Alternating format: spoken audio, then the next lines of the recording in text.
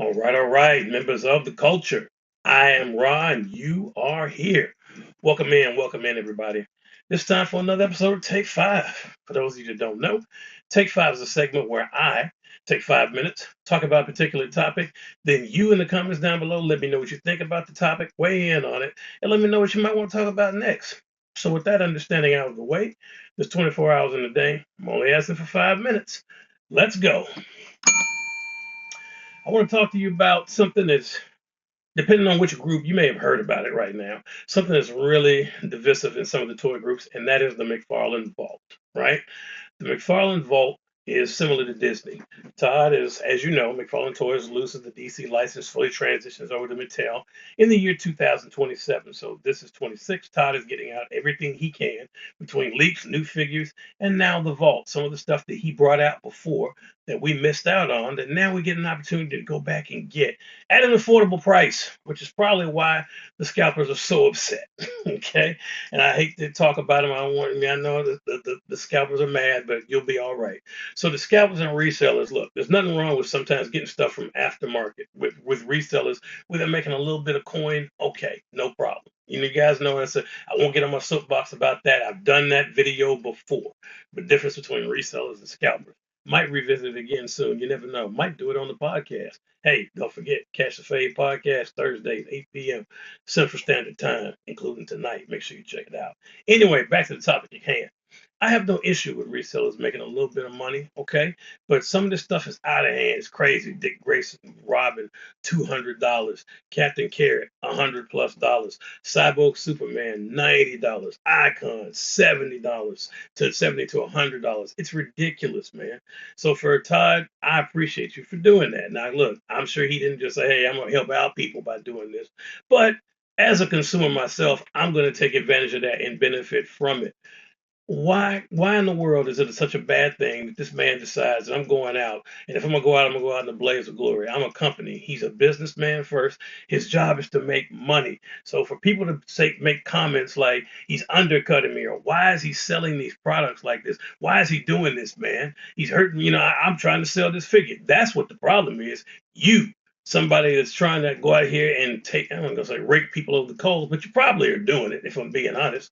You're trying to rake a person over the coals and take advantage of them and take their hard-earned money, right? Why in the hell do I need to go give you $110 for Cyborg Superman? Granted, it's a different one, right? Shout out to Des Bull for helping me get this. I got this from Des Bull. If you watch the podcast, you guys know it. But this figure is the one I always wanted. He came in red and blue, the Hank Henshaw version. But I always, as you can see on the back of the art right here, but I always wanted the red and black one.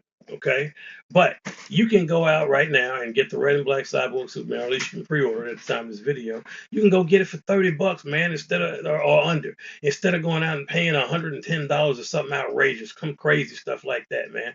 Now, all of these figures are going for 2 to 3 or more times the actual retail value. I mean, value of my price, I should say value, but retail price of it at the time of it launched. So the vault's a good thing, man. I'm not against it, and I speak as the voice of the consumer. For the people like myself, I'm part of it, right? So you guys know I have some figures, but there's a lot of stuff I miss out on too, like everybody else. And would I like to get something and not be raked over the coals? You damn right. So what I like to take advantage of Todd putting out a figure that I can get for $30 under that someone's charging 3 times, 4 times, 5 times as much. Sure, I'm all for that. Let me count me in on the vault, man. Vault till you stop.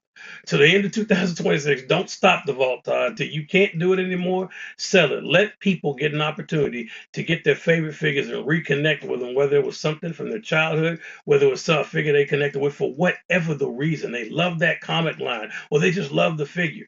It fits what they have going on. Let them get it for an affordable price. The economy already is crazy enough, man. And I get it.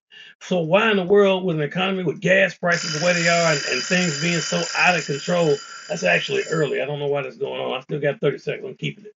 But the point is, when that's going on, why in the world shouldn't people get a chance to take advantage of and get something for less? Everything is so expensive. Gas, food, clothes. It's out of sight, man. So if we can get some toys for a decent price, man, more power to us.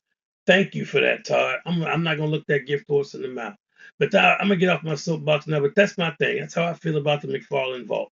So, how do you feel about the vault? Is it a good thing, a bad thing?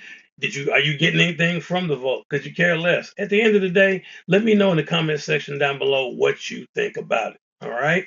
Thank y'all so much for joining me on this episode of Take 5. And until we meet again, please continue to stay tuned. Please continue to stay collecting. And above all, please continue to stay great. God bless, and I'll see you all the next time I take 5.